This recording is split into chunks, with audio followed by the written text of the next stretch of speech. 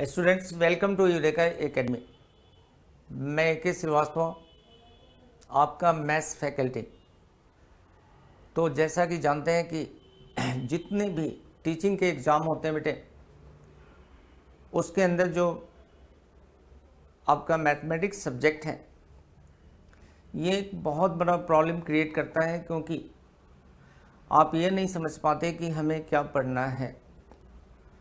तो आज सभी को मैं ये बताना चाहता हूँ कि जब भी आप मैथ्स के टॉपिक को ये स्टार्ट करते हैं, तो उसमें हमें कैसे स्टार्ट होना होता है और कहाँ तक पढ़ना होता है, कैसे हमारी मूवमेंट होगी कि हम किस तरीके से अपना स्टडी करें जिससे कि हमारा सिलेक्शन गारंटेड हो जाए। तो बच्चे, गारंटेड सिलेक्शन के लिए हमें कोई भी टॉपिक अगर हम पढ़ते हैं तो हमें 11th-12th से लेकर के ग्रेजुएशन और मास्टर लेवल तक हमें पहुंचना होता है। तो डिपेंड करता है कि आपका टॉपिक, देखो मिनिमम आपको मैं बताऊं, कोई भी मैथ्स का एग्ज़ाम होता है तो उसके अंदर मिनिमम ग्रेजुएशन लेवल तो कवर होता ही होता है। उतना तो आप सभी को पढ़ना ही पढ़ना पड़ेगा। कुछ टॉपिक ऐसे भी होते हैं जो मास्टर लेवल के पूछे जाते हैं। आप उम्मीद करते हैं कि ऐसा क्वेश्चन नहीं आ सकता, लेकिन ये मास्टर लेवल के भी क्वेश्चन पूछे जा सकते हैं। तो आज मैं एक छोटा सा टॉपिक स्टार्ट कर रहा हूँ आप सभी के सामने, जिसको आप देखेंगे तो आपको पता लगेगा कि एक छोटा सा टॉपिक के अंदर हमें कितनी पढ़नी चाहिए और कितनी प्रिपरेशन की ज़रूरत है, ये आपको बिल्कुल क्लियर हो जाएगा। तो जैसा कि आप जानते हैं कि हमारे एग्ज़ाम के अंदर सबसे ज़्यादा जो क्वेश्चन आता है वो कोऑर्डिनेट ज्योमेट्री से आता है और कैलकुलस से आता है। 2 सेक्शन से सबसे ज़्यादा क्वेश्चन आता है। तो आज आपकी क्लास में हम स्टार्ट करने वाले हैं कोऑर्डिनेट ज्योमेट्री। कोऑर्डिनेट ज्योमेट्री में 2 कोऑर्डिनेट ज्योमेट्री होता है। एक हमारा 2 डायमेंशनल कोऑर्डिनेट ज्योमेट्री होता है और एक हमारा होता है 3 डायमेंशनल कोऑर्डिनेट ज्योमेट्री। तो फर्स्ट ऑफ ऑल हम लोग बात करेंगे आज 2 डायमेंशनल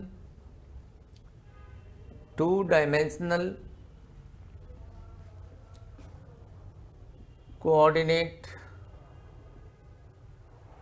2 डायमेंशनल कोऑर्डिनेट ज्योमेट्री की हम लोग बात करेंगे।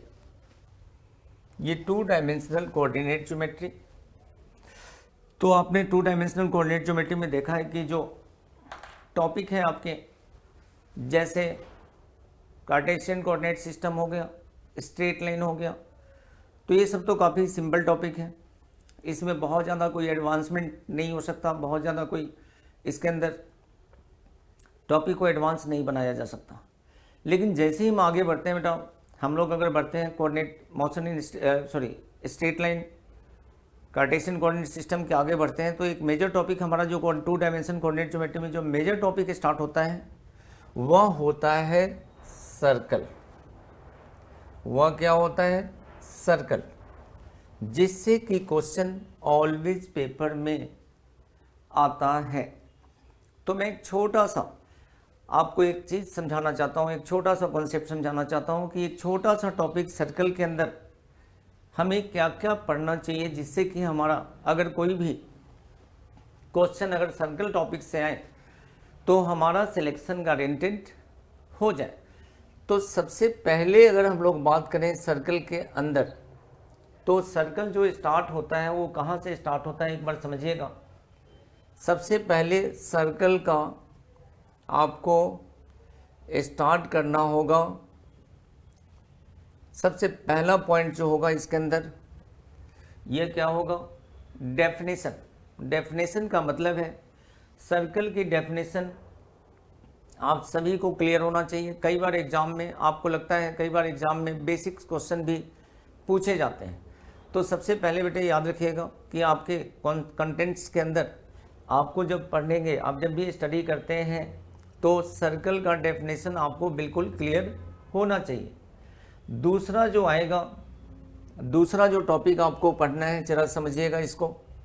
अगर दूसरे टॉपिक की अगर हम लोग बात करते हैं, तो जो दूसरा टॉपिक आपके एग्जाम में आएगा वो आएगा locus of mid point of, क्या आएगा बच्चे? याद रखिएगा, locus of mid point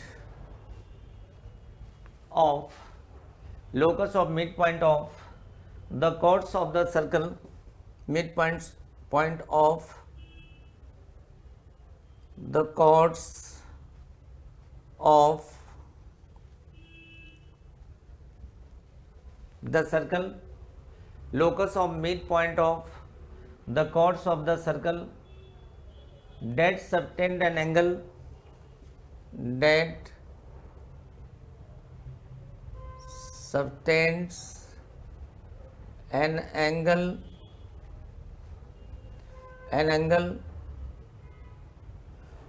2 theta, at an angle 2 theta at its centre. तो जरा समझिएगा, सबसे पहले आपको सर्कल कहाँ से स्टार्ट करना है, जरा एक बार समझिएगा। सबसे पहला जो पॉइंट होगा आपका डेफिनेशन होगा, उसके बाद जो टॉपिक आपको पढ़ना है इसके अंदर ये पढ़ना है locus of mid point of the chords of the circle that sustains an angle 2 theta at its centre. अब देखिएगा बेटे, तीसरा पॉइंट है, इसको हम लोग रोमन में ना लिख करके हम लोग 1 2 3 करें तो ज़्यादा आपको क्लियर होगी चीज़ें। अब हम लोग जो जानेंगे बेटा इस 2 डायमेंशनल कोऑर्डिनेट ज्योमेट्री में जो सर्कल टॉपिक है उसका तीसरा टॉपिक क्या होगा, diametric form of a circle. आपको जो जानना है third topic, diametric form of circle. जो तीसरा टॉपिक आपको पढ़ना है इस पे भी हमेशा क्वेश्चन आता है, ऑलवेज क्वेश्चन आता है। जैसे क्वेश्चन किस तरीके से आ जाएगा, equation of circle in diameter form आ जाएगा, इससे भी क्वेश्चन आ सकता है। नेक्स्ट जो चौथा टॉपिक है, intercept made on the axis by the circle. चौथा जो टॉपिक है मैं आपको बताऊं, intercept made on axis by the circle. चौथा टॉपिक क्या आएगा, intercept made on the axis by circle. और पांचवा जो टॉपिक है याद रखिएगा, position of a point with respect to circle. अगर मैं पांचवें टॉपिक की बात करूं तो ये है आपका position of a point with respect to circle. पांचवा पॉइंट जो होगा, पांचवा जो टॉपिक होगा ये होगा position of point with respect to circle. अब देखिए बेटे, जो पॉइंट नंबर 6 हमारा है, जो पॉइंट नंबर हमारा 6 है वो क्या है जरा समझिएगा, इंटरसेक्शन ऑफ लाइन। जो 6th पॉइंट है वो है intersection of a line and circle. देखिए एक लाइन है और एक सर्कल है, तो लाइन और सर्कल कैसे इंटरसेक्शन एक दूसरे के साथ करेगा, और जब इंटरसेक्शन करेगा तो क्या होगा उसके अंदर, इससे भी रिलेटेड आपके एग्जाम में क्वेश्चन आते हैं। Line, intersection of line and circle से क्वेश्चन आते हैं। नेक्स्ट जो टॉपिक है, the length of intercept cut off from a line by a circle. Length of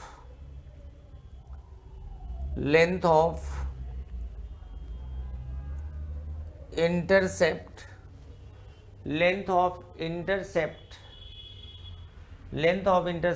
cut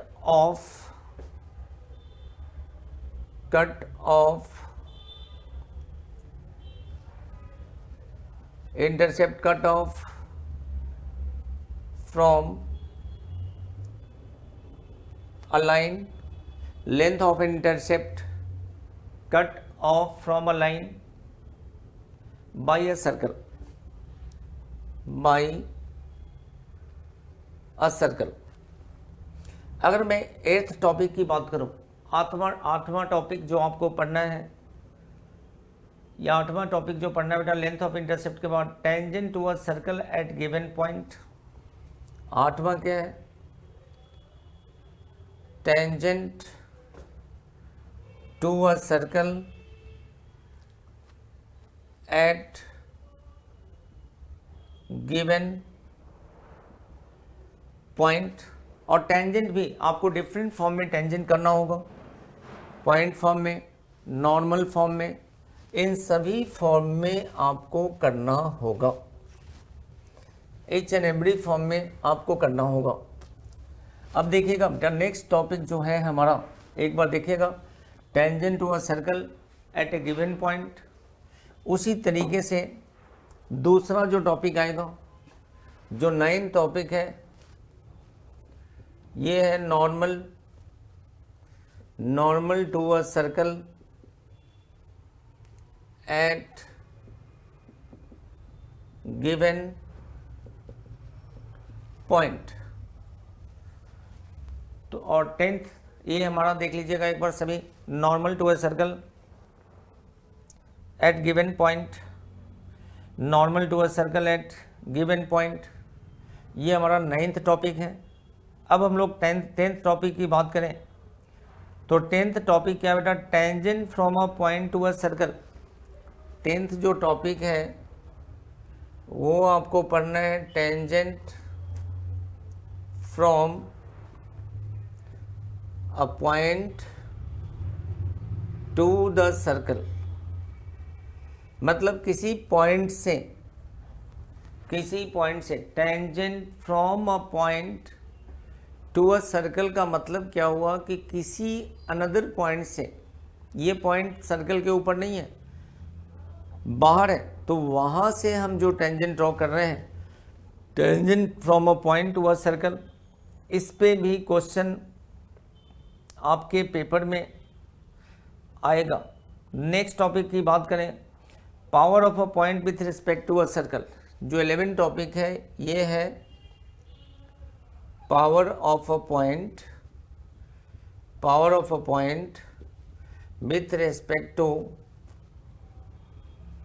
circle. 11th जो टॉपिक होगा ये power of point with respect to circle होगा, ये 11 टॉपिक होगा। फिर आप देखिएगा ये जो 12 टॉपिक है, जो 12 टॉपिक हमारा है ये है chord bisected at given point. Chord bisected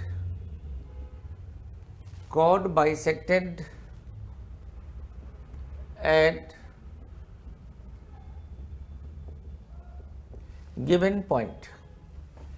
cord bisected at given point, किसी भी पॉइंट पे जो कॉर्ड बाइसेक्ट होगा, अगर मान लीजिए हमने सर्कल के कॉर्ड पे कोई पॉइंट लिया और वह पॉइंट कॉर्ड को बाइसेक्ट करता है तो उसका इक्वेशन क्या होगा, इससे रिलेटेड भी क्वेश्चन एग्जाम में हमेशा पूछे जाते हैं।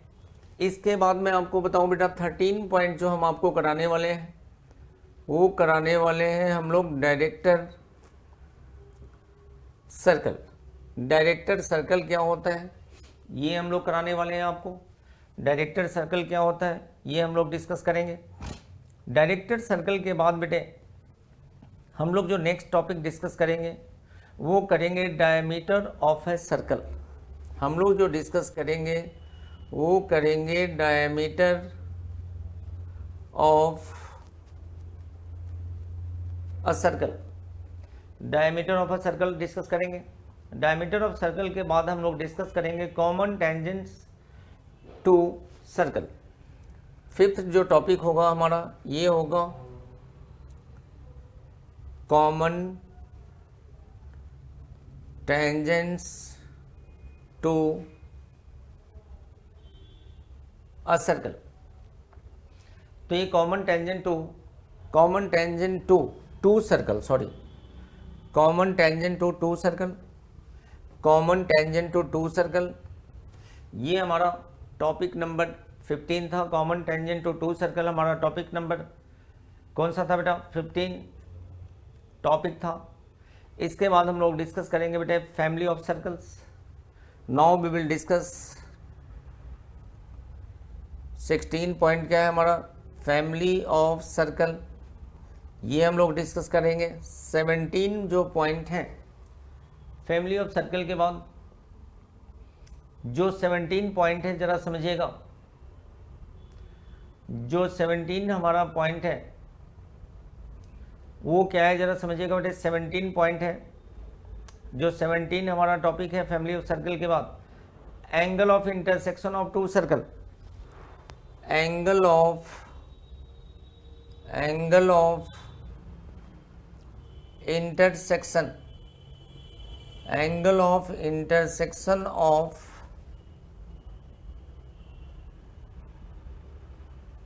टू सर्कल, दो सर्कल के बीच में जो एंगल ऑफ इंटरसेक्शन है इसकी हम बात करेंगे। नेक्स्ट टॉपिक जो होगा हमारा 17, जो 18 टॉपिक है इसको ज़रा समझिएगा। जो टॉपिक नंबर 18 है ये हमारा है रेडिकल। टॉपिक नंबर 18 जो होगा हमारा क्या होगा? ये होगा रेडिकल सेंटर। और टॉपिक नंबर 19 जो होगा ये क्या होगा? ये याद रखिएगा आप सभी, लिमिटिंग पॉइंट हमें पढ़ना होगा इसके अंदर। लिमिटिंग पॉइंट को भी हमें पढ़ना होगा। अब जरा देखिएगा बेटे नेक्स्ट जो होगा, नेक्स्ट टॉपिक क्या होगा एक बार समझिए आप सभी। जो नेक्स्ट टॉपिक हम लोगों का है 19 के बाद जो टॉपिक नंबर हम लोग आते हैं, अब हम लोग टॉपिक नंबर की बात करेंगे 20। जो 20 टॉपिक होगा ये होगा equation of circle in different form. Topic number जो 20 होगा equation of circle in different form में हम इक्वेशन ऑफ सर्कल को डिस्कस करने वाले हैं। उसके बाद equation of circle 21, equation of circle passing through 3 non collinear point, equation of circle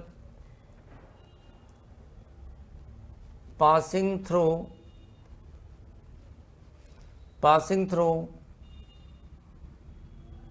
3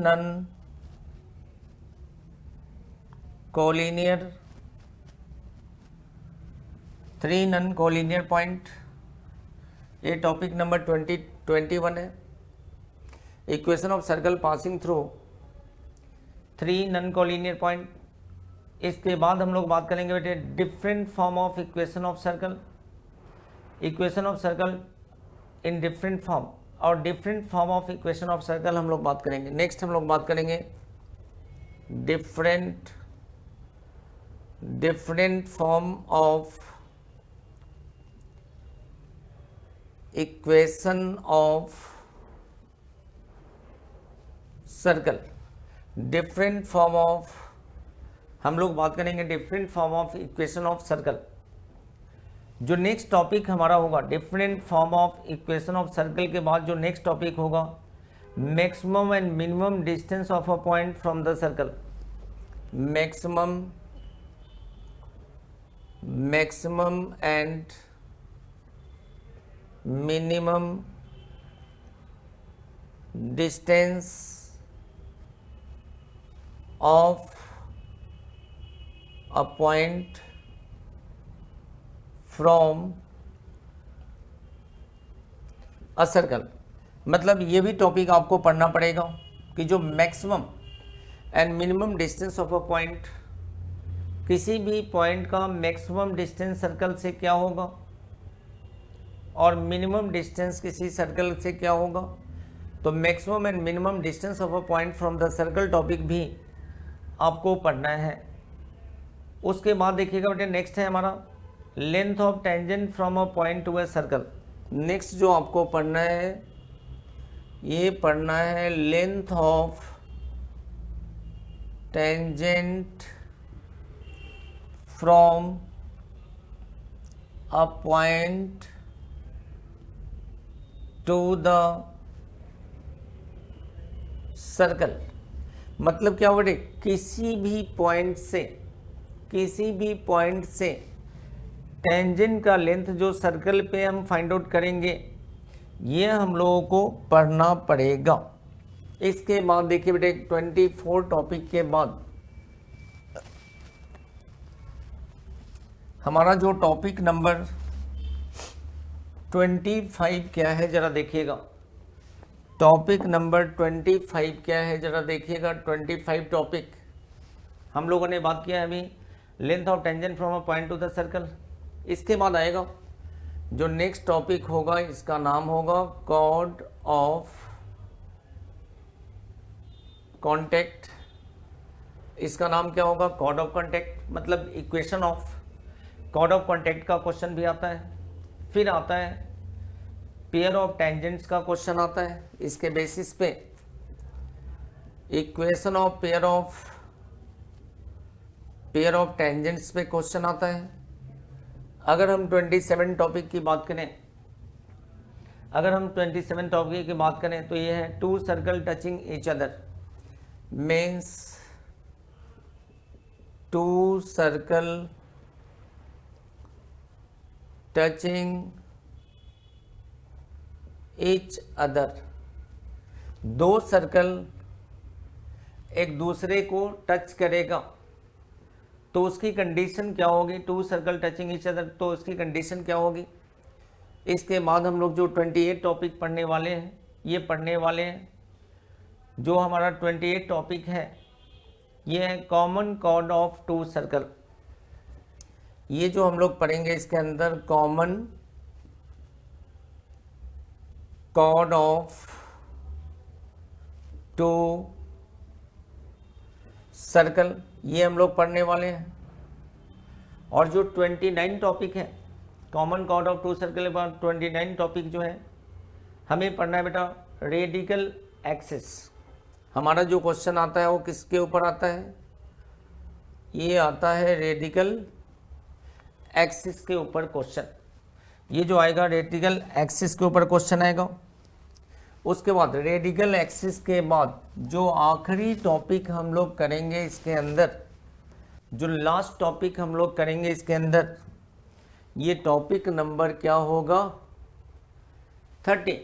तो टॉपिक नंबर जो 30 है इसका नाम है कोएक्सियल सिस्टम ऑफ सर्कल। इसका नाम क्या है, कोएक्सियल सिस्टम ऑफ सर्कल। तो बच्चे हम इसके अंदर पूरे के पूरे 30 टॉपिक कवर करने वाले हैं। अब जरा आप सभी एक चीज़, छोटी सी चीज़ को समझिएगा। आपने देखा कि मैंने एक छोटा सा टॉपिक सर्कल स्टार्ट किया है बच्चे। अगर मैंने छोटा सा टॉपिक सर्कल स्टार्ट किया है तो इस सर्कल के अंदर आप देखिए हमें 30 टॉपिक करने होंगे। 30 टॉपिक पूरे के पूरे 30 टॉपिक करने होंगे। अच्छा, मैं एक और चीज़ क्लियर कर दूं कि आपने देखा होगा, आप सभी ने ग्रेजुएशन किया होगा, कोई मास्टर किया होगा, तो आपने देखा होगा कि जनरली क्या होता है बेटे कि जो हमारे पास मैथ्स में 2 लेवल के एग्ज़ाम होते हैं, टीजीटी के एग्ज़ाम होते हैं, पीजीटी के एग्ज़ाम होते हैं। तो टीजीटी पीजीटी में कोई डिफरेंस नहीं होता। अगर टॉपिक सर्कल दोनों को पढ़ना है तो दोनों को ही पूरा का पूरा टॉपिक कवर करना होगा, चाहे वो ग्रेजुएशन का होगा या मास्टर का होगा, कहीं से भी होगा। आपने देखा कि जो मैंने सिलेबस लिखा, इस सिलेबस के अंदर कुछ टॉपिक क्या है, कुछ टॉपिक तो हमारे 11th-12th वाले हैं, कुछ टॉपिक हमारे ग्रेजुएशन लेवल के हैं, 1-2 टॉपिक ऐसे भी हैं जो मास्टर लेवल के हैं। तो आप सभी को पूरा का पूरा टॉपिक कवर करना होगा। एक छोटा सा टॉपिक हमारा जो सर्कल है जिससे कि 2-3 क्वेश्चन आपके एग्ज़ाम में आ सकते हैं। और उसके लिए हमें कितने टॉपिक कवर करने पड़ेंगे, ये सारे के सारे टॉपिक कवर करने पड़ेंगे, हमें पढ़ना पड़ेगा। तो आप लोगों को हमने जो इंडेक्स तैयार कराया कि सर्कल में आपको क्या क्या मैं पढ़ाऊँगा, वो सिर्फ उसका रीज़न क्या था बच्चे, उसका रीज़न ये था कि आप एक बार इस चीज़ को समझें कि एक छोटे से टॉपिक के अंदर क्या क्या हमारा आ सकता है। तो बेटा अब हम स्टार्ट करने जा रहे हैं आपके लिए क्लास। और ये क्लास क्या है, जिस टॉपिक क्या है, सर्कल। तो सबसे पहले हमने आपको बताया था कि ये तो जो मैंने सिलेबस आपको लिख के दिया, जो हमने सर्कल टॉपिक को लिख के दिया, ये जो है सर्कल टॉपिक आपका जो मेन है, मेन जो सर्कल टॉपिक का मेन टॉपिक है। लेकिन हम जो चलेंगे, हम आपको जो पढ़ाने वाले हैं वो बिल्कुल सिस्टमेटिक तरीके से हम मूव करेंगे। तो सबसे पहले हम जो मूव करने वाले हैं बच्चे, वो करने वाले हैं डेफिनेशन पे। तो सबसे पहले अगर हम सिंपल टॉपिक से स्टार्ट करें, जितने भी टॉपिक हमने लिखवाया वो सभी के सभी टॉपिक हम पढ़ाएंगे आपको, लेकिन हम स्टार्ट करेंगे बिल्कुल बेसिक से, बिल्कुल स्टार्टिंग से। और ये क्या है, डेफिनेशन ऑफ, जो ये स्टार्ट होगा वो क्या होगा, डेफिनेशन ऑफ सर्कल। तो बेटे देखिएगा, डेफिनेशन ऑफ सर्कल क्या है। सपोज करिए ये हमारा सर्कल है, तो सर्कल के क्या होते हैं, ये सेंटर होता है, ये क्या होता है, ये रेडियस होता है, ये रेडियस होता है, ये रेडियस है, ये हमारा सेंटर है, ये सेंटर है, ये सर्कमफ्रेंस है। इतनी बातें तो आप लोग समझते हैं। तो बेसिकली एक बार जो एग्ज़ाम में आया था क्वेश्चन, बेटे एग्ज़ाम में क्वेश्चन क्या आया था समझिएगा, locus of a point which moves in a plane such that the distance from fixed point in the plane is always constant. तो this locus of point is known as, 4 option था, circle, ellipse, parabola, hyperbola. इस तरीके से question पूछा गया बेटा। तो इसके लिए हमें क्या करना होगा, हम सभी जानते हैं कि इसके लिए हमें करना होगा, डेफिनेशन ऑफ सर्कल को याद रखना होगा। तो डेफिनेशन ऑफ सर्कल क्या होगा, a circle is locus of point which moves in a plane. देखो अ सर्कल क्या है, a circle is a locus of a point, locus of a point which moves in a plane, which moves in a plane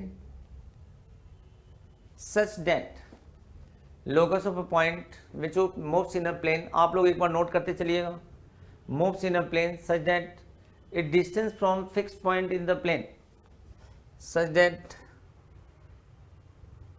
its distance from a fixed point in a plane,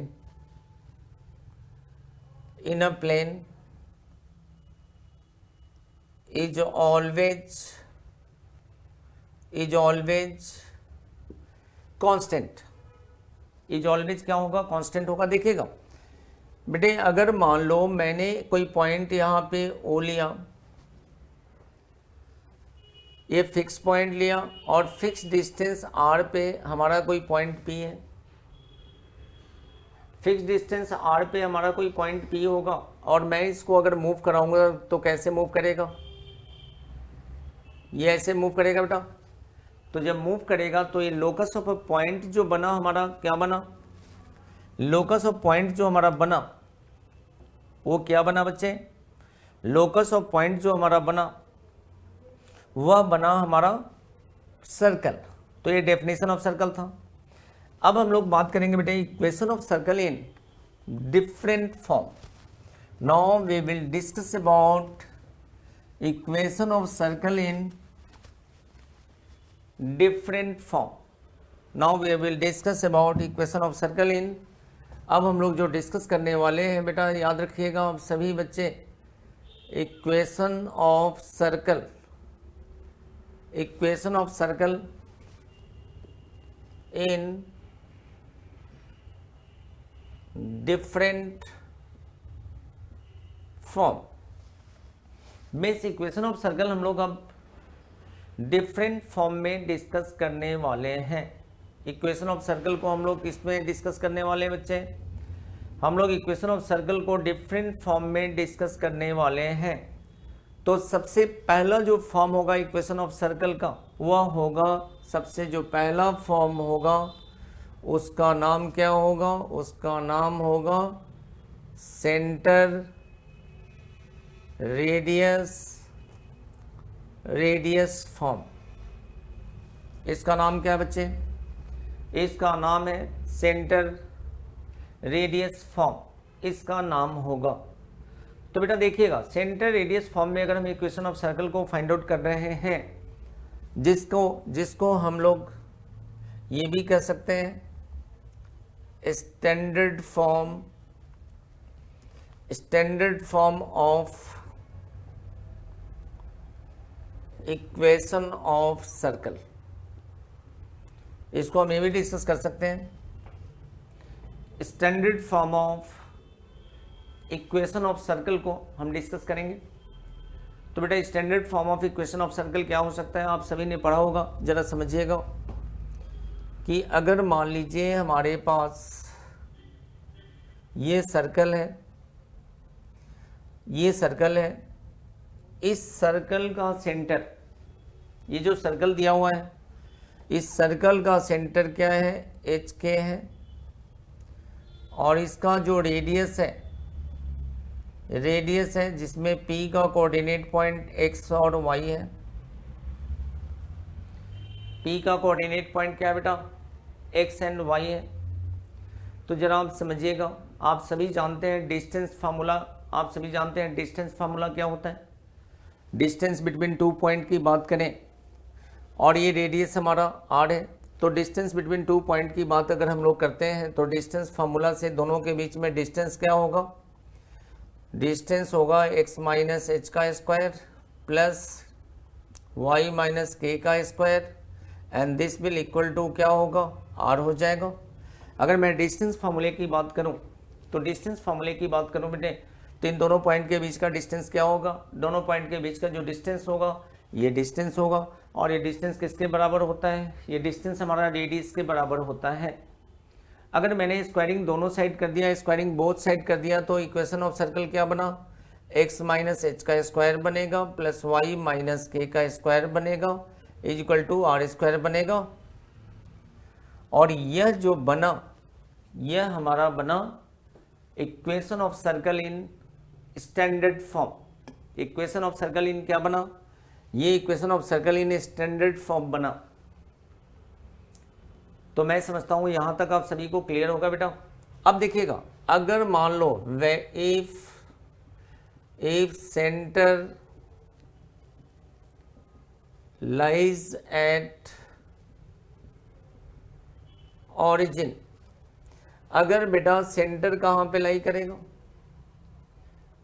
if centre lies at origin, तो बेटे अगर centre origin पे lie करेगा तो h क्या हो गया हमारा 0 और k क्या हो गया 0। तो h और k आपका 0 आ गया, तो h और k 0 आएगा, तो इस केस में इक्वेशन ऑफ सर्कल क्या बनेगा? X square plus Y square is equal to R square बनेगा। तो मैं समझता हूँ यहाँ तक आप सभी को क्लियर हो गया होगा। तो ये इक्वेशन ऑफ सर्कल जो हमने किया बेटा, इसका नाम है सेंटर रेडियस फॉर्म, सेंटर और रेडियस के फॉर्म में किया, और इसी का नाम है equation of circle in standard form. Equation of circle in standard form. अब आइएगा, अब हम लोग बात करेंगे दूसरा form of equation of circle की हम बात करेंगे।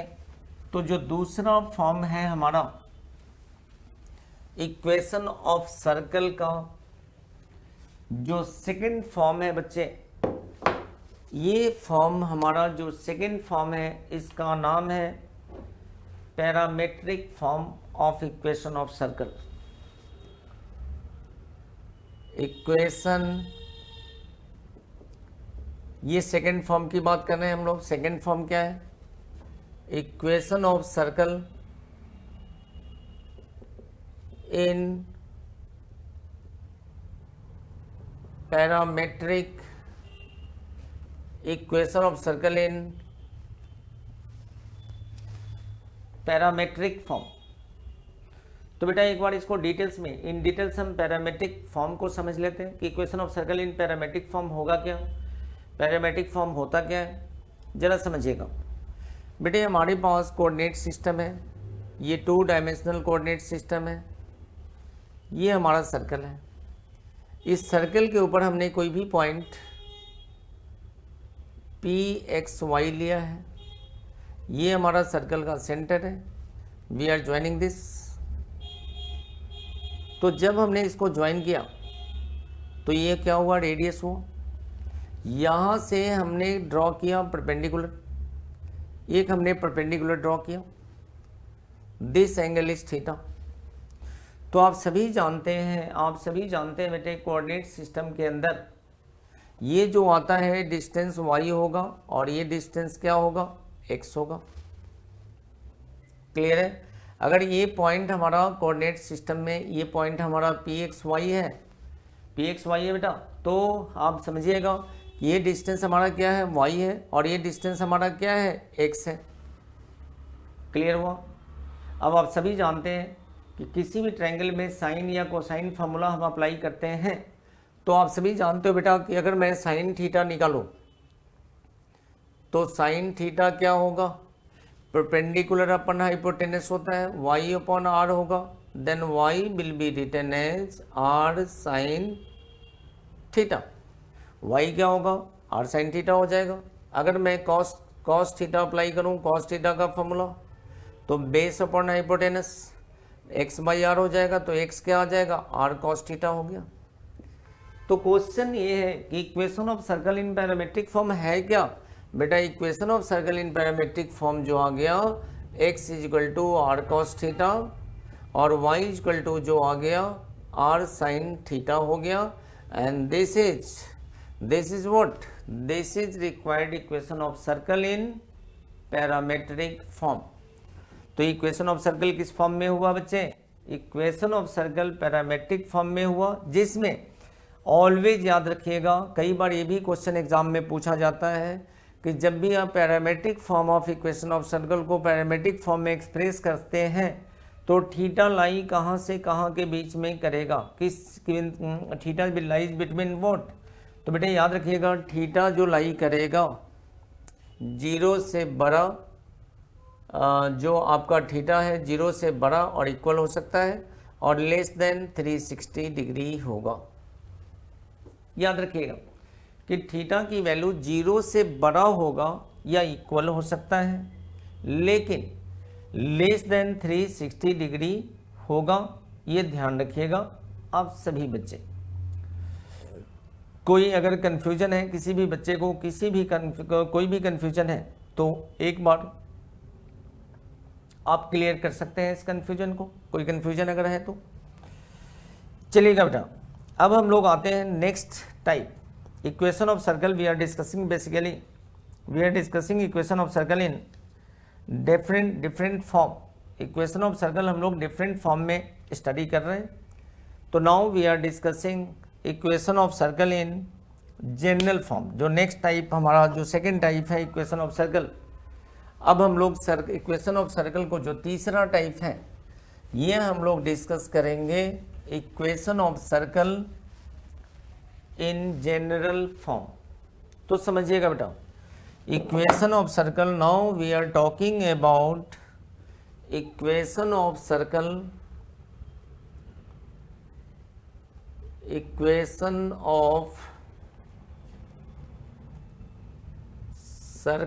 इन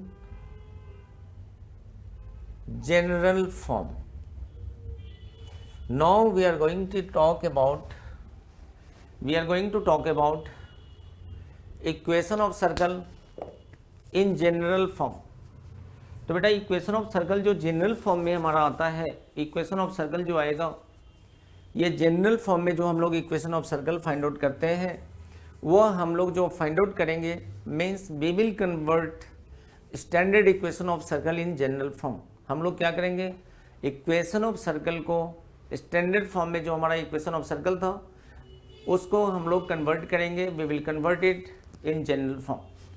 तो देखिएगा, हम लोग सभी जानते हैं कि equation of circle standard form में क्या होता है, आप जरा सभी समझिएगा। स्टैंडर्ड फॉर्म में इक्वेशन ऑफ सर्कल क्या होता है, x माइनस एच का square plus Y minus K का square is equal to R square होता है। जो इक्वेशन ऑफ सर्कल है वो स्टैंडर्ड फॉर्म में क्या होता है, x माइनस एच का square plus Y minus K का स्क्वायर प्लस आर स्क्वायर होता है। जरा इसको समझिएगा। Now we have to convert this general form into standard form. हमें क्या करना होगा, इसको जनरल फॉर्म को स्टैंडर्ड फॉर्म में कन्वर्ट करना होगा। तो जनरल फॉर्म को अब स्टैंडर्ड फॉर्म में अगर हम कन्वर्ट करेंगे तो क्या आएगा, जरा ध्यान से देखिएगा बेटे।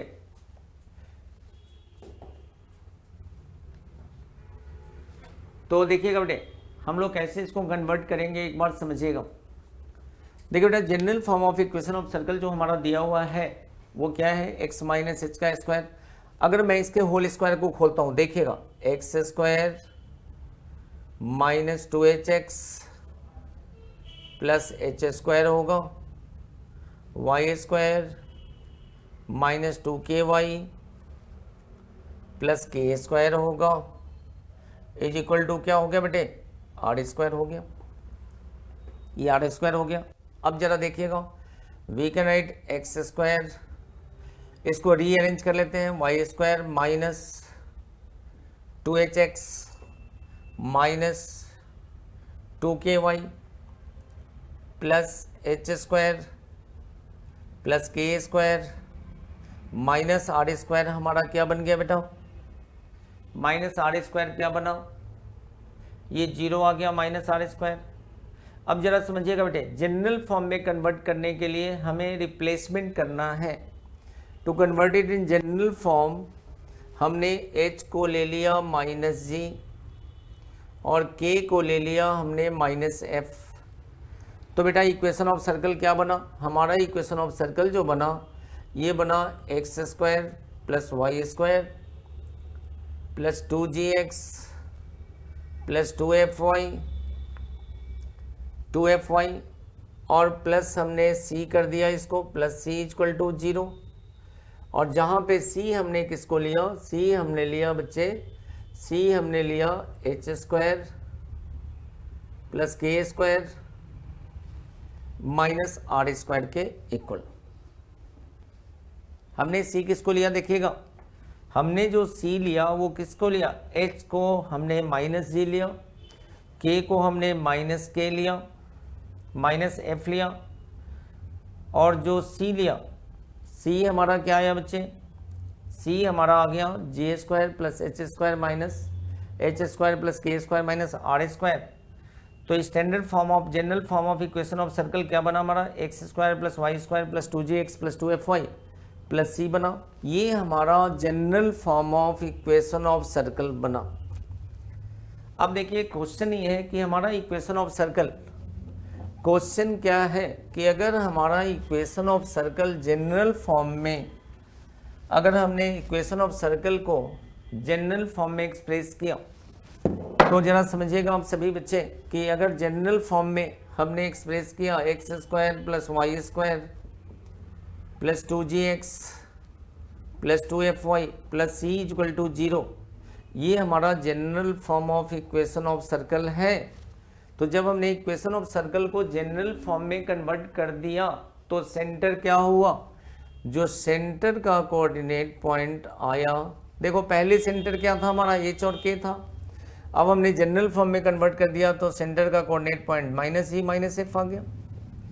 पहले हमारा क्या था बेटे, रेडियस r था, तो रेडियस r अगर मैं यहाँ पे फाइंड आउट करूँगा तो क्या होगा, r will be written as under root of g square plus f square minus c हो जाएगा। देखिएगा यहाँ पे h की वैल्यू मैंने g डाला, k की वैल्यू मैंने f डाला, r स्क्वायर इधर जाएगा तो क्या आएगा, g square plus s square minus c आएगा, तो r ये हो गया। तो मैं उम्मीद करता हूँ ये भी आपको क्लियर हो गया होगा कि इक्वेशन ऑफ सर्कल अगर मैं जनरल फॉर्म की बात करूँ तो जनरल फॉर्म में इक्वेशन ऑफ सर्कल जो हमारा आएगा वो ये होगा, और उसका सेंटर क्या होगा, माइनस जी माइनस एफ होगा, रेडियस क्या होगा, under root of g square plus f square minus c होगा। अब देखिएगा बच्चे, अब हमें करना है इसके अंदर जनरल फॉर्म के बाद हम लोग ये डिस्कस करेंगे कि आखिर क्वेश्चन इस बेसिस पे क्वेश्चन क्या आ सकता है, इस बेसिस पे क्वेश्चन कैसे आ सकते हैं। तो सबसे पहले बेटे, अभी आपको भी पता है कि मैं अभी बिल्कुल स्टार्ट किया हूँ, बिल्कुल एलिमेंट्री टॉपिक पे हूँ। तो सबसे पहले जो क्वेश्चन इसके अंदर जो आ सकता है वो क्या आ सकता है, जरा एक बार समझिएगा। तो बेटे इसके बेसिस पे जो क्वेश्चन आ सकता है, आपके एग्जाम में क्वेश्चन आ सकता है, the centre of the circle, the centre of the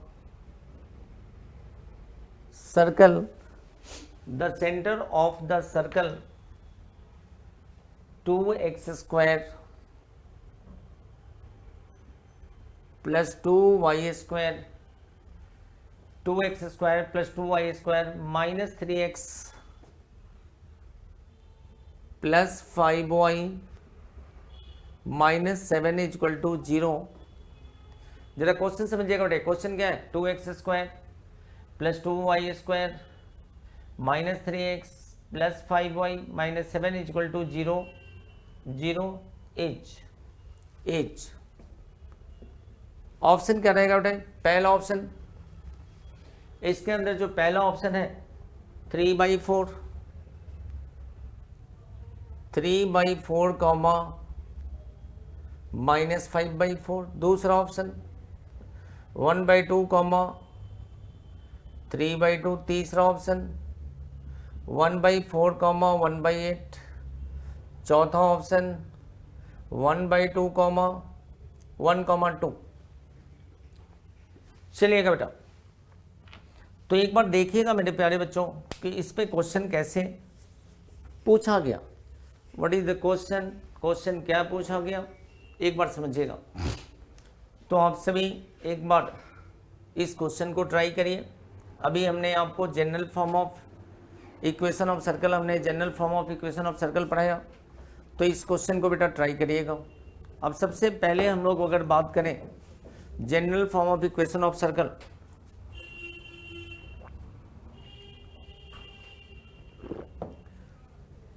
तो देखिए बेटा, अगर मैं इसको general form of equation of circle से कंपेयर करूं, तो हमारा जो general form of equation of circle है उसके अंदर क्या है, जरा समझिएगा। एक्स स्क्वायर और वाई स्क्वायर इंडिपेंडेंट है। यहाँ पे आपका एक्स स्क्वायर और वाई स्क्वायर के साथ क्या है, 2 है। तो बेटा यहाँ से सबसे पहले आपको 2 हटाना पड़ेगा सेंटर निकालने के लिए। तो जब अगर 2 आप हटाते हैं तो क्या बनेगा, एक्स स्क्वायर, 2 कॉमन ले लीजिए, Y square minus 3/2x plus 5/2y minus 7/2 is equal to 0 हो गया। समझ गए। और आप सभी जानते हो बेटा, इसका शॉर्टकट सीखिए। आप सभी जानते हो कि जो जनरल इक्वेशन में हमारा x का कोएफिशिएंट क्या है, 2g है। तो बेटा इन प्लेस ऑफ 2g क्या है आपके पास, माइनस 3/2 है। तो g क्या होगा बच्चे, माइनस 3/4 हो गया। और 2f, y का कोएफिशिएंट 2f है। तो बेटा 2f कितना आपके पास, ये आपके पास कितना है, 2f 5/2 है। तो f कितना हो गया, 5/4 हो गया। और सेंटर का कोऑर्डिनेट हमने क्या बताया था, माइनस जी और माइनस एफ होता है। तो माइनस, अगर माइनस जी और माइनस एफ होता है तो माइनस जी क्या होगा, 3/4, देखो 3/4, और माइनस एफ क्या होगा, 5/4 माइनस 5/4। तो आंसर क्या आ गया, आंसर ए आ गया। आंसर क्या आया बेटा, आंसर आया ए। तो मुझे पूरा उम्मीद है कि आपको ये कॉन्सेप्ट बिल्कुल क्लियर हो गया होगा। क्वेश्चन कैसे आता है आपके एग्जाम में, ये कंसेप्ट आपको क्लियर हो गया होगा कि general form of equation of circle की अगर हम बात करते हैं, तो general form of equation of circle की अगर हम बात करें तो क्वेश्चन किस तरीके से पूछे जा सकते हैं। चलिएगा बेटा, अब आइए जनरल फॉर्म पे ही एक और तरीके का क्वेश्चन एग्जाम में पूछे गए। एक बार डीएसएसबी का एग्जाम हुआ, तो डीएसएसबी का जब एग्जाम हुआ था तो ये क्वेश्चन पूछे गए थे। तो एक बार समझिएगा बेटे क्वेश्चन, दूसरा क्वेश्चन क्या है, लिखिएगा बेटे दूसरा क्वेश्चन क्या है।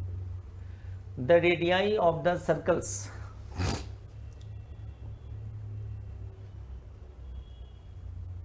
the radii of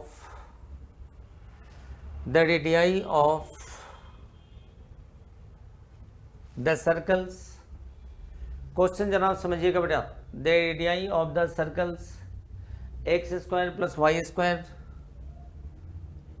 x square plus Y square is equal to 1, X square plus Y square, X square plus Y square minus 2x, X square plus Y square minus 2x minus 6y is equal to 6, X square plus Y square minus 2x minus 6y is equal to 6। तीसरा है X square plus Y and X square plus Y square, X square plus Y square minus X square plus Y square minus 4x minus 12y minus 4x minus 12y is equal to 9, is equal to 9, is equal to 9। Are in पहला option है बेटा geometric progression, दूसरा option है arithmetic progression, तीसरा option है harmonic progression and चौथा option है none of which. चौथा ऑप्शन क्या है बेटा, नन ऑफ दिच। अब देखिएगा बेटे क्वेश्चन क्या है, जरा क्वेश्चन समझिएगा। क्वेश्चन हमसे क्या पूछा गया एग्जाम में, हमसे क्वेश्चन पूछा गया कि अगर रेडियाई ऑफ सर्कल, मतलब जो सर्कल है, एक सर्कल का इक्वेशन क्या है, X square plus Y square equal to 1 है। दूसरे सर्कल का इक्वेशन क्या है, X square plus Y square minus 2x minus 6y equal to 6 है। तीसरे सर्कल का इक्वेशन क्या है, X square plus Y square minus 4x minus 12y equal to 9 है। तो ये किस प्रोग्रेशन में है बताइएगा बेटे, ये किस प्रोग्रेशन में है, एक बार सोचिए इस पे। आप सभी जानते हो कि यहाँ पे रेडियस का रिलेशन पूछा गया है, तो हमें क्या करना होगा, हमें क्या करना होगा बेटे, जब रेडियस का रिलेशन पूछा गया है तो हमें तीनों सर्कल का रेडियस पहले फाइंड आउट करना होगा। हमें क्या करना होगा, तीनों सर्कल का रेडियस फाइंड आउट करना होगा, फिर देखना होगा कि वो किस पे फिट होता है, वो अरिथमेटिक प्रोग्रेशन पे। अगर अरिथमेटिक प्रोग्रेशन पे तब फिट होगा जब तीनों रेडियस का, मतलब जो कंसेक्यूटिव रेडियस का डिफरेंस इक्वल होगा। अगर वो जो अरिथमेटिक ज्योमेट्रिक प्रोग्रेशन पे तब फिक्स होगा कि दूसरे, जैसे सपोज करिए अरिथमेटिक प्रोग्रेशन की अगर हम बात करते हैं, मान लो रेडियस, एक का रेडियस R1 है, दूसरे का R2 है, तीसरे का R3 है। अगर अरिथमेटिक प्रोग्रेशन में है बेटा तो क्या होगा, R2 minus R1 should be equal to R3 minus R2, ये अरिथमेटिक प्रोग्रेशन में हो गया। अगर ये ज्योमेट्रिक प्रोग्रेशन में है, ज्योमेट्रिक प्रोग्रेशन में होगा तो क्या होना चाहिए, R2 by R1 should be equal to R3 by R2, ये होना चाहिए। और हार्मोनिक प्रोग्रेशन में है तो अरिथमेटिक का उल्टा हो जाता है। ठीक है, तो देखते हैं बेटा, सबसे पहला तो प्राइमरी वर्क हमारा ये है कि हमें क्या करना होगा, प्राइमरी वर्क हमारा ये है कि सबसे पहले हमें निकालना होगा तीनों सर्कल का रेडियस। प्राइमरी वर्क क्या है, हमें निकालना होगा तीनों सर्कल का रेडियस। तो बेटे पहला देखो, पहला का अगर मैं पहले सर्कल की बात करूं तो क्लियर रेडियस दिख रहा है, R1 1 हो गया। अगर मैं दूसरे सर्कल की बात करूं, इक्वल टू 6 है तो इसको इस तरफ लाओगे तो माइनस 6 इक्वल टू 0 हो जाएगा। तो R2 क्या होगा बेटे, अंडर रूट ऑफ क्या होता है, g square plus f square minus c होता है। तो देखो जी क्या है, 2g के बदले 2 है, तो जी क्या है बेटा 1 है। जी के बदले क्या है, 2g के बदले 2 है, तो जी क्या हो गया 1। और 2f के बदले क्या है बेटे, -3 -6, तो f कितना हो गया एफ कितना हो गया -3, और 3 का स्क्वायर करोगे तो 9 हो गया, और माइनस ही होता है तो माइनस माइनस क्या हो गया प्लस हो गया, तो ये हो गया 16, 16 का स्क्वायर रूट कितना हुआ 4। अब अगर हम बात करें R3 की, तो R3 देखो बच्चे, R3 क्या है, देखो इसको इधर लाओगे तो ये -9 = 0 हो जाएगा। अब देखो इसका जो रेट, इसका जी कितना है, 2g के बदले -4 है, तो जी कितना हो गया 2 हो गया, तो 2 का स्क्वायर करोगे 4 होगा। 2f के बदले 12 है, तो f कितना है 6 है, 36 हो गया, और c के बदले क्या है बेटा 9 है, -c के बदले 9 हो गया, तो 40 49 हो गया। 49 का जो स्क्वायर रूट हो गया कितना हो गया 7 हो गया। तो क्या मिला बेटा, हमें मिला 147। क्लियर दिख रहा है, दिख रहा है बेटा क्लियर। ये डिवीजन तो हो नहीं सकता, 4 में से 1 गया 3 होगा, 7 में से 4 गया 3 होगा, तो क्या बना हमारा अर्थमेटिक प्रोग्रेशन। ये क्या बना अर्थमेटिक प्रोग्रेशन। तो ऑप्शन कौन सा होगा, अर्थमेटिक प्रोग्रेशन वाले ऑप्शन हो गए आपके करेक्ट। अर्थमेटिक प्रोग्रेशन वाले ऑप्शन क्या हो गए, करेक्ट हो गया। तो मैं समझता हूँ कि इस टाइप के क्वेश्चन आप सभी को क्लियर हो गया होगा। मैं समझता हूँ कि इस तरीके का क्वेश्चन अगर आपके एग्जाम में पूछे जाए तो definitely you will solve this kind of question. इस टाइप के क्वेश्चन को आप सॉल्व कर सकते हैं। अब आपको याद होगा कि हमने लिखा था, हमने क्या लिखा था बेटा, दूसरा टॉपिक जो हमने किया था, वो दूसरा टॉपिक क्या था जरा समझिएगा।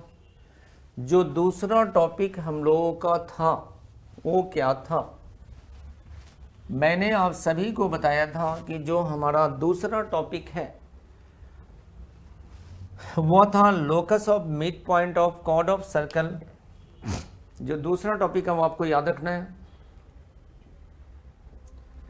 Locus of mid point of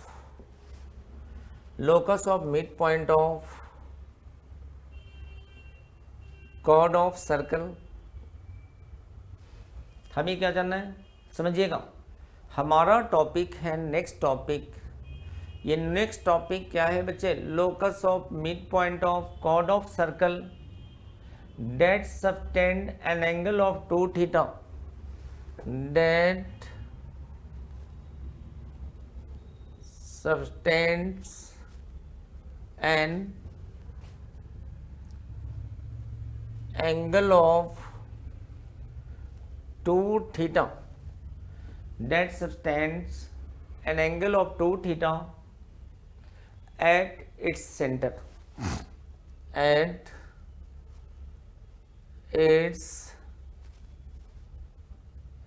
its center।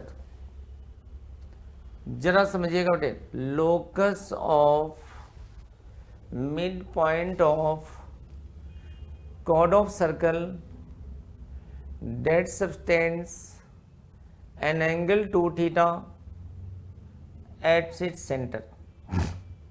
तो बेटा locus of mid point of, हमें क्या निकालना है, इसका लोकस ऑफ मिड पॉइंट हमें फाइंड आउट करना है। What we have to find out? We have to find out locus of midpoint।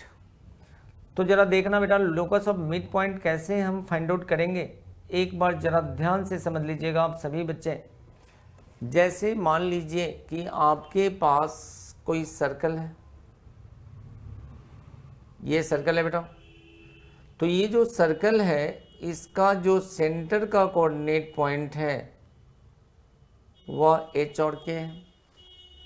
ये जो सर्कल हमने लिया इसमें क्या लिया जरा समझना बेटे, हमने क्या लिया कि जो ये सर्कल है उसके लोकस का जो मिड पॉइंट है, सॉरी जो हमारा सेंटर है उसका कोऑर्डिनेट पॉइंट हमने h और k लिया। अब देखिएगा बेटे हमने क्या लिया, एक कॉर्ड हमने लिया a और दूसरा कॉर्ड हमने क्या लिया B। We are joining this and we are joining this, हमने इसको ज्वाइन कर दिया। अब जरा समझना बच्चे, हमारा क्वेश्चन क्या है, the locus of mid point of chord. अब ये कॉर्ड का जो मिड पॉइंट है ये मैंने ले लिया मिड पॉइंट, हमने इसके कॉर्ड का क्या ले लिया मिड पॉइंट। और मिड पॉइंट जो हमने लिया, मान लो ये हमारा मिड पॉइंट M है, इसका कोऑर्डिनेट पॉइंट हमारा x1 y1 है। जो मिड पॉइंट क्या है हमारा M है, इसका कोऑर्डिनेट पॉइंट क्या है हमारे पास x1 y1 है। तो we are joining this point, हम इस पॉइंट को ज्वाइन कर रहे हैं। और क्वेश्चन क्या है बेटा, locus of mid point of chord of circle that subtend an angle 2 theta at the centre. मतलब कॉर्ड हमारा 2 थीटा सेंटर पे एंगल बनाएगा, तो एक एंगल हो गया थीटा और दूसरा एंगल क्या हो गया, दूसरा एंगल भी हमारा हो गया थीटा। दूसरा एंगल क्या हो गया हमारा, थीटा हो गया। दूसरा एंगल भी हमारा थीटा हो गया। क्लियर हुआ सभी को? अब देखना मेरे प्यारे बच्चों, जरा ध्यान से समझना कि मैं क्या लिखने जा रहा हूं। अगर मैं यहां पे लूं कॉस थीटा, तो कॉस थीटा का फॉर्मूला क्या होता है, बेस अपॉन हाइपोटेनस। आप सभी को पता है कि अगर ये सेंटर है तो ये रेडियस है। अब मैं इसको लोकस का फॉर्मूला फाइंड आउट करने के लिए अगर मैं यहाँ पे लूँ कॉस थीटा, तो कॉस थीटा क्या है, बेस हमारा क्या है, आर है। बेस अपॉन क्या होता है, हाइपोटेनस होता है। बेस अपॉन क्या होता है बेटे, हाइपोटेनस होता है। तो हाइपोटेनस क्या होगा इसमें हमारा, हाइपोटेनस हमारा हो जाएगा OM।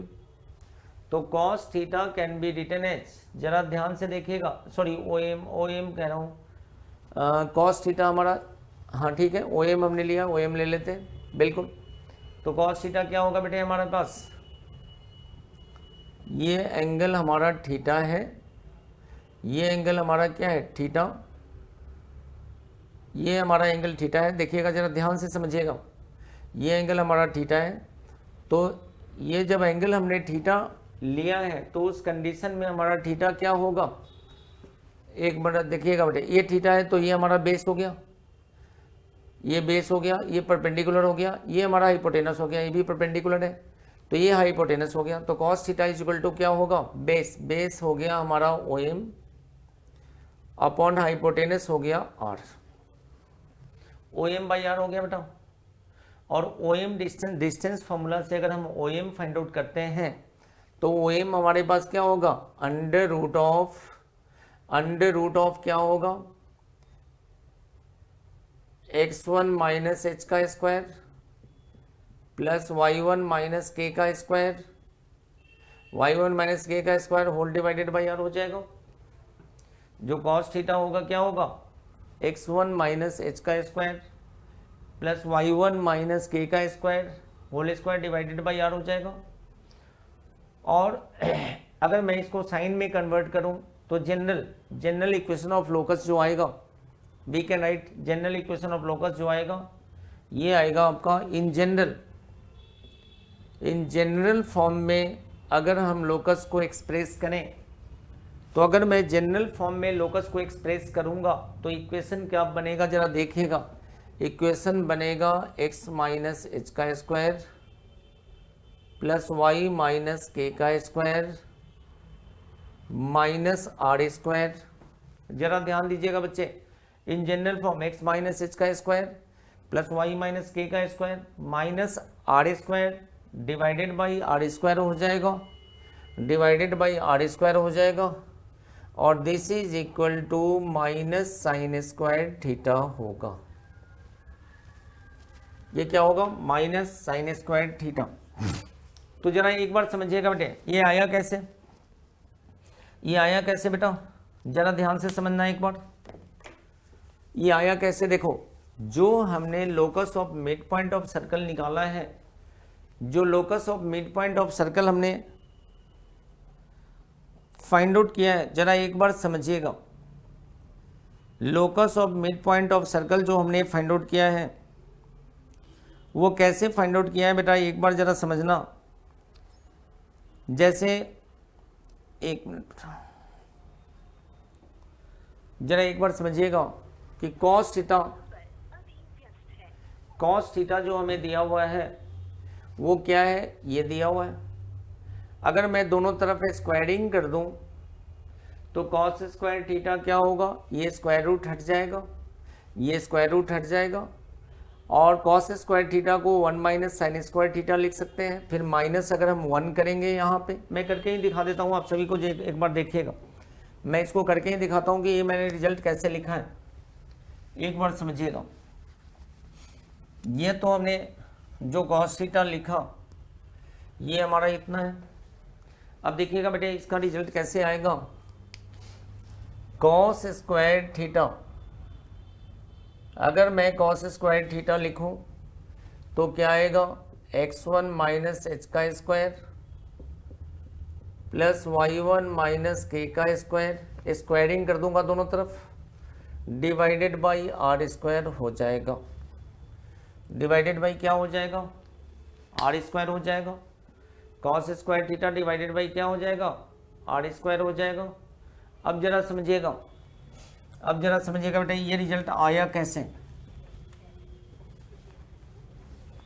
अब देखिए बेटे कॉस स्क्वायर थीटा को हम क्या लिख सकते हैं, कॉस स्क्वायर थीटा को हम 1 माइनस साइन स्क्वायर थीटा लिख सकते हैं, और ये किसके इक्वल होगा, x1 माइनस एच का स्क्वायर हो जाएगा प्लस y1 माइनस के का स्क्वायर हो जाएगा, डिवाइडेड बाई आर स्क्वायर हो जाएगा। ठीक है जी। अब देखो बेटे इस 1 को इधर ले आओ, तो इस 1 को इधर ले जाओगे तो क्या आएगा, minus sine square theta will be written as x1 minus H का square plus y1 minus K का स्क्वायर बाई आर स्क्वायर -1 हो जाएगा, बाई आर स्क्वायर -1 हो जाएगा। अब देखो फिर करो सॉल्व, क्या आएगा, x1 माइनस एच का square plus y1 minus K का square minus are square divided by क्या हो गया, आर स्क्वायर हो गया। तो देखिएगा बेटा इन जनरलाइज करते हैं तो हम लोग x1 को x ले लेते हैं, x माइनस एच का स्क्वायर हो जाता है प्लस y माइनस के का स्क्वायर हो जाता है माइनस आर स्क्वायर हो जाता है, डिवाइडेड बाई आर स्क्वायर हो गया, और एक किसके इक्वल हो गया, this is equal to minus sine square theta. तो एक बार जरा समझिए बेटा ध्यान से कि देखिए कॉन्सेप्चुअल डेवलपमेंट, एक जो कंसेप्चुअल डेवलपमेंट होता है वो कैसे होता है। कंसेप्चुअल डेवलपमेंट बच्चे तभी होता है जब आपको ऑपरेट करने आता है, कोई भी चीज़ आप ऑपरेट करना जानते हैं, कौन सा रिजल्ट कैसे आया, कहाँ से आया। अगर आप इस चीज़ को समझते हैं तो इसका मतलब है कि आपके पास आ जाता है कॉन्सेप्ट, और जब कंसेप्ट आ जाता है तो क्वेश्चन आप इसको इजीली सॉल्व कर सकते हैं। क्लियर है। कंसेप्ट अगर क्लियर होगा तो क्वेश्चन, चाहे क्वेश्चन का लेवल कोई भी होगा, किसी तरीके का होगा, आप इस क्वेश्चन को सॉल्व कर पाएंगे, क्वेश्चन को आप सॉल्व कर सकते हैं। क्लियर है। तो ये था हमारा लोकस ऑफ पॉइंट। तो बेटा मैं उम्मीद करता हूँ कि आज की क्लास आपको ये समझ आ गया होगा, और आज की क्लास समझ आ गया होगा। और मैं आपको बताऊं कि जितना हमने कंसेप्ट पढ़ा है, एक चीज़ हमेशा ध्यान रखिएगा कि जब भी कोई भी टॉपिक आप स्टार्ट करते हैं तो इस तरीके से आप पहले प्लान आउट करिए कि अगर आप सर्कल टॉपिक स्टार्ट करते हैं तो आप यह प्लान करिए कि सर्कल टॉपिक में कोई भी टॉपिक, फॉर एग्जांपल के लिए कोई भी टॉपिक आप उठाते हैं तो सबसे पहले आपकी एक स्ट्रॉन्ग प्लानिंग होनी चाहिए। और उस प्लानिंग के अंदर क्या होगा कि एग्ज़ाम में आप 10 ईयर पेपर उठा के देखिए उस टॉपिक का, और उस टॉपिक का 10 ईयर पेपर जब आप उठाएंगे तो आपको पता लगेगा कि इस टॉपिक के अंदर क्या क्या कवर है, क्या क्या किस किस टॉपिक पे। जैसे सर्कल है तो सर्कल में जितने भी हमने पॉइंट्स लिखा है उन सभी पॉइंट्स पे क्वेश्चन आए हुए हैं, कभी ना कभी क्वेश्चन आए हुए हैं। तो ये प्लान करना होता है, और मैं उम्मीद करता हूँ कि आज की क्लास आपको समझ आ गया होगा। और मैं आपको एक चीज़ क्लियर कर दूँ कि इसके आगे की क्लास अगर आप यहाँ तक समझ गए होंगे तो इसका मतलब है कि आप आगे की चीज़ों को भी समझ सकते हैं बहुत आसानी से। और मैं कोशिश करूँगा कि एक वीडियो अगर ज़रूरत पड़ी, आप लोगों को रिक्वायरमेंट हुआ तो एक वीडियो और बना देंगे, कोई प्रॉब्लम नहीं इसके आगे के टॉपिक का। लेकिन आज तक जो हमने पढ़ाया, आज जो पढ़ाया उसमें हमने बेसिक लेवल भी कवर किया, ग्रेजुएशन लेवल भी कवर किया, तो आप सभी को इससे बेनिफिट मिलेगा। और सबसे बड़ी बेनिफिट यह है कि कोई भी टॉपिक को स्टार्ट करने से पहले आपको प्लान आउट करना है कि इस टॉपिक पे किस किस टॉपिक को, इस जो टॉपिक है उसमें हमें कौन कौन से टॉपिक कवर अप करने हैं। तो बेटा जैसे हमने सर्कल टॉपिक उठाया तो मैंने आपको 30 टॉपिक्स बताया, 30 टॉपिक बताया। अगर हम इस 30 के 30 टॉपिक को कवर अप कर लेते हैं तो हमारा एग्ज़ाम में, चाहे वो कोई भी एग्ज़ाम हो जाए, कोई भी टीचर का एग्ज़ाम हो जाए, किसी भी एग्ज़ाम में आपका पेपर नहीं छूटेगा, ये हमारी गारंटी। तो मिलते हैं बेटा फिर नेक्स्ट क्लास में हम आपसे। आप सभी को बहुत बहुत धन्यवाद। Thank you. ओके।